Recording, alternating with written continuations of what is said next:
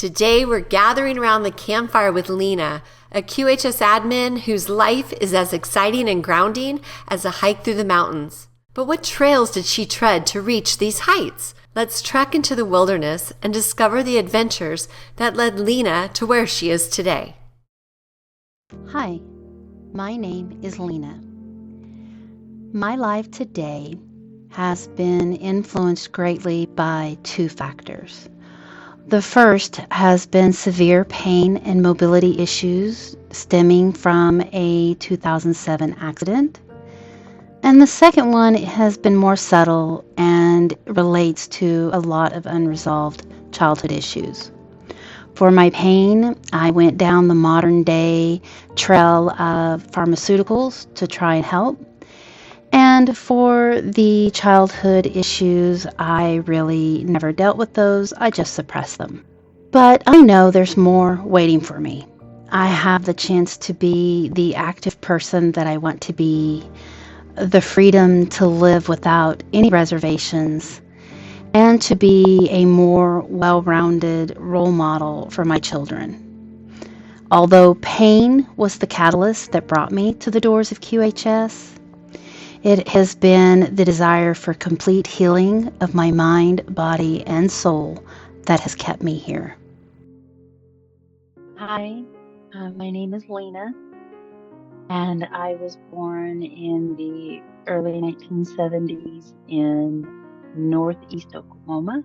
I am the youngest of 3 children and the youngest of 5 grandchildren.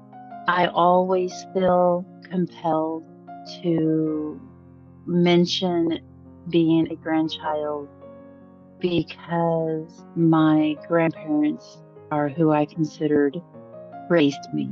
My identity as a child was closely related to being a grandchild, so I never considered more of a sibling, but more of a grandchild group. I would describe my childhood as not very good. I was labeled the retarded kid when I was a child. I have issues with my eyes. I was cross-eyed, but I also had severe earaches as a child that caused me to have some hearing loss and some hearing difficulties. And I also had a speech impediment. So if you were to hold your tongue and speak, that is what I sounded like when I was a child. And so I had heard the phrase deaf, dumb, and blind applied to me as a child a lot. And it was always my mother that was leading the charge. She always felt compelled to draw attention to her retarded daughter. Our daughter couldn't see or hear or speak.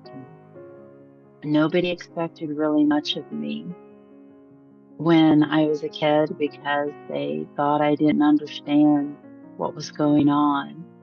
And I remember just looking at people wondering, what was wrong with me, because nobody, I was a stupid kid.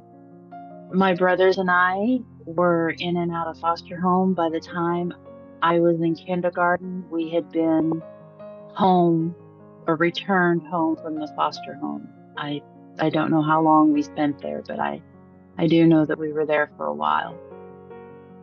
So I didn't have a good childhood. When I went to kindergarten, I was considered special ed. It was a small school, and they don't have special ed classes in small schools. So I was separated. I sat to the side in the classes, and I was the retarded kid, and I was bullied so bad. The poor retarded girl. I hated school. If I wasn't getting bullied at home or school, then I'd go home and I had problems at home. And it was just like somebody was always I was always dealing with something from somebody. And so my childhood was pretty bad. When I was in third grade, they discovered that I had an issue with my tongue. They went in and they clipped the area under my tongue. And that actually corrected my speech impediment, and I could talk normally. And so I didn't have to take speech classes anymore. But the damage had already been done. I had already been labeled the stupid, retarded kid, and nobody expected anything from me, and I lived up to that expectation. I didn't think very highly of myself. And there were many times that I just wish I could leave this world. In 7th grade, my life kind of took a turn. I transferred to another school, and there was nobody that had any expectations of me. Nobody knew me. And when I walked into that first class, I was told that I could sit anywhere I wanted. I didn't have to sit to the side. I could sit with the other kids, and I was shocked. I sat in the front row. Never sat in the front row, so that's where I sat. And and I was expected to know what the other kids knew, and so I thrived. I went from the stupid, retarded kid to the smart kid in the class, and I had never been the smart kid in the class, and so that was really new for me. And I had found my birth certificate, and I found out what my real name was. I had always been saddled with my stepfather's last name. That's what I was enrolled in school as. And it wasn't. He was a bad man, and my mother wasn't very good either. So I discovered that my name was that of my biological father, and I know very little about him. And the stories that I've heard about him never painted him in a good light. But I didn't care about that. I had a different name, so it caused problems at home, but I took my birth certificate in and had my name changed, and I kind of left the stupid kid, the stupid girl behind. And so I was a smart kid. I was still bullied at school because I didn't have a lot of social skills, but I wasn't bullied for being stupid. I had other issues. But, in high school, I had a small group of friends, and we were the outsiders. I didn't participate in sports. I was in the quiz bowl, and I did all the smart things that, the smart kids did, and I didn't play. Sports, but I did graduate 9th in my class. So I always thought that was from where I started, definitely ended up better. When I graduated, I was married briefly for a year and a half, got divorced, and it was after my divorce that I realized that I wanted children, and I knew I couldn't have children and stay in my hometown.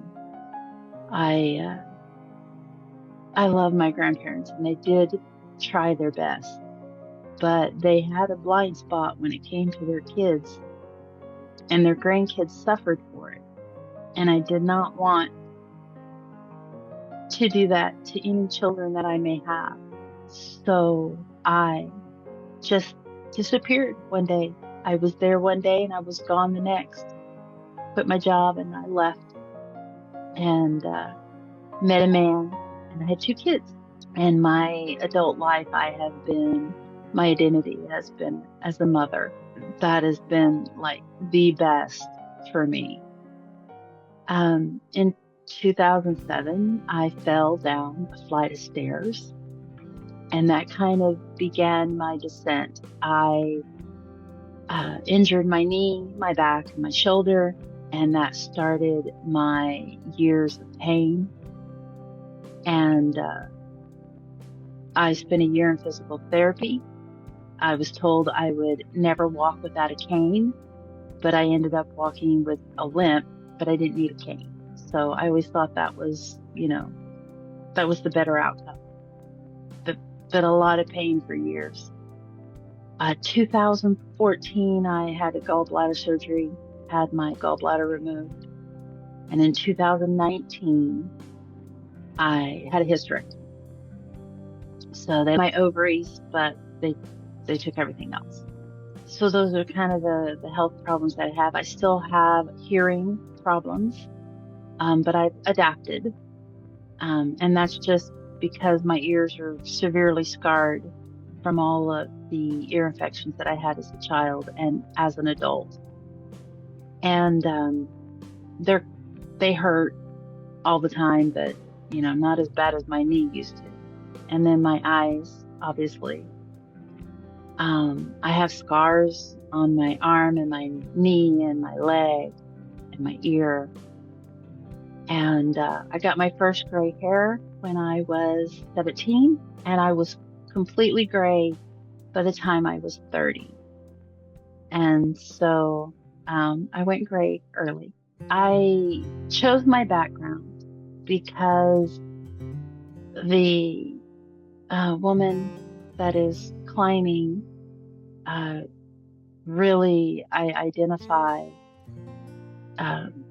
very closely with that, because my entire life I have felt like I have had a mountain that I had to climb, and that I had to climb alone. If I fell, there was not going to be anybody there to catch me. And so falling wasn't an option, and staying still wasn't an option. And so when I saw this photo, it really hit me, because that actually describes my journey to today. But I have hope that in the future that I'm going to reach that top of that mountain, and there's going to be other people there, and I'm not going to be alone anymore. And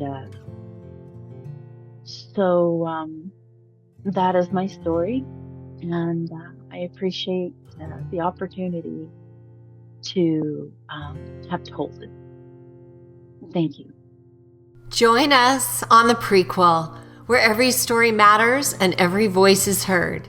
Because here at QHS, we're all about healing, learning, and growing together.